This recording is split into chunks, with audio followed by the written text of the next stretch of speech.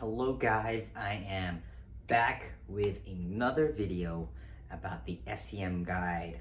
Today we're going to be talking about things they don't tell you about surgery. I don't think this one's going to be a long one.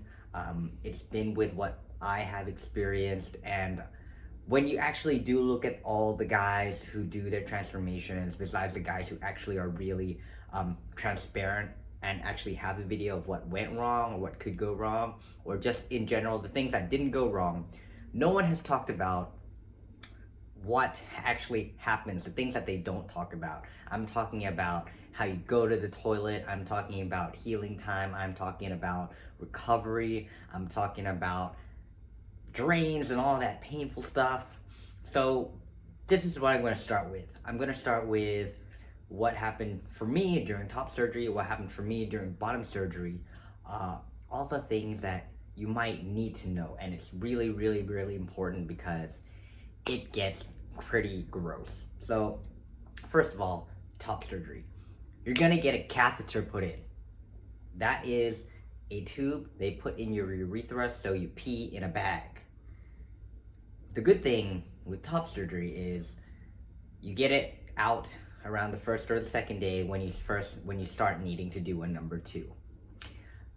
It's not nice. I don't like having a catheter. In my video when I actually had metodioplasty, you saw how annoyed I was with the catheter. It's uncomfortable. You know, you have something that's limiting your movement because you have a tube with a bag where you have to carry everywhere. Next up is drains. You're gonna get drains, and inside those drains are blood. And what they don't tell you is when you actually do get the drains out, it hurts a lot. It's incredibly it's not unbearably painful, but it's just the uncomforting feeling of you actually having a tube in there, and when they pull it out, you can feel the tube come out, and it's just, I have to squeeze my doctor's hand when he pulled it out. That's not a good feeling. Drains are not fun. Healing process, you know, when you actually heal, your arms are going to be very tight. It's very difficult to even put your arms up. Imagine this movement, how long it will take you to actually start being able to do this. You can't really use your arms that much. You can. It's not as bad as it seems, but you're actually quite limited in the movement. You can actually start moving pretty well after 1 month after surgery, but that time during when you're actually healing, you're gonna be like this a lot. You're gonna keep your arms tight a lot. You can't really drive, you can't really do anything, and it is achy. You know, it aches. It's pretty stingy, and it's actually quite numb. Also, think about when you do a number 2 and you gotta take the tissue, and it's very tight. You know, you can do it, it's possible, but you have that little bit and you just kind of, you know, that's all. I don't actually remember much about top surgery, but the time it actually takes to heal is quite long. Like, one thing they don't tell you about is I didn't actually start getting sensation back. Like, it stopped becoming tingly, it stopped becoming numb on the first, the full first year. I actually started getting feeling again on the first year. My nipples, a lot of guys who do the full nipple graft don't expect to actually have any feeling anymore in your nipples. I actually didn't mind this because pre-surgery, my nipples never really had any sensation, and now they're just basically, it's not that different, but they still have sensation. It's just, it's not as much as you think it would be.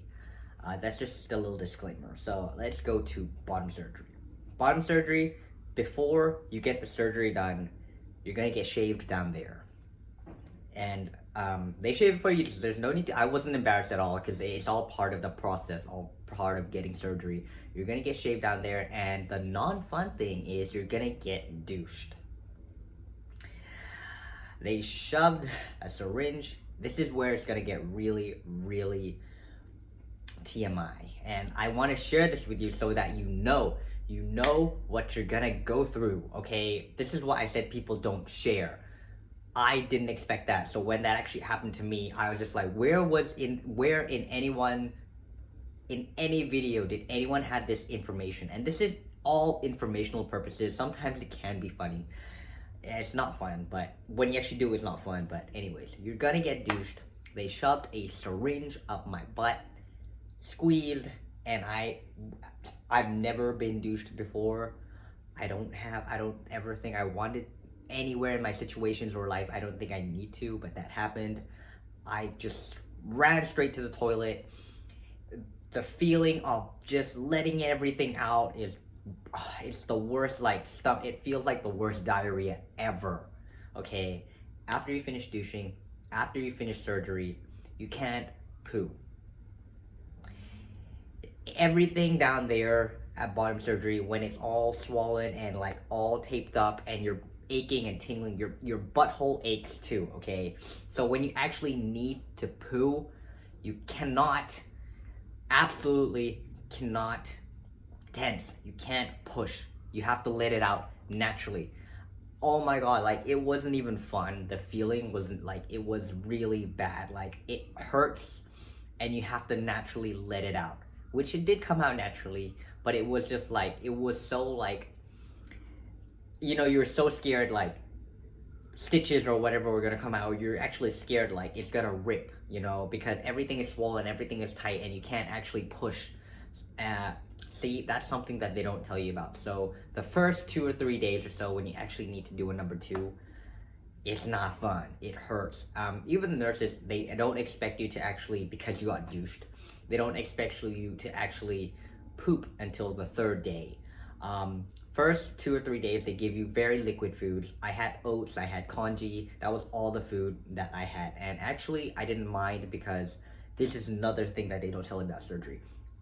For my top surgery, this wasn't the case because it was only a 2-3 hour surgery. But for this surgery, because it was like a 5-6 hour surgery, I was under the anesthesia a lot, and I was nauseous. I felt like I was gonna vomit all the time.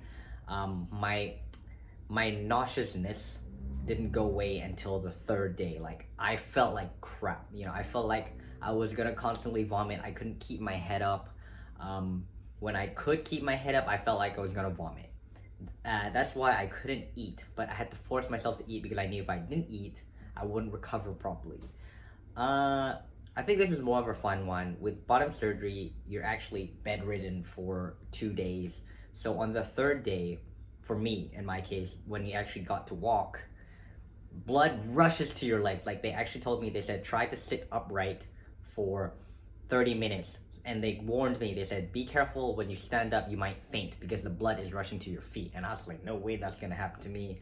I stood up, I didn't faint, but I was incredibly lightheaded and my legs were really weak and shaky.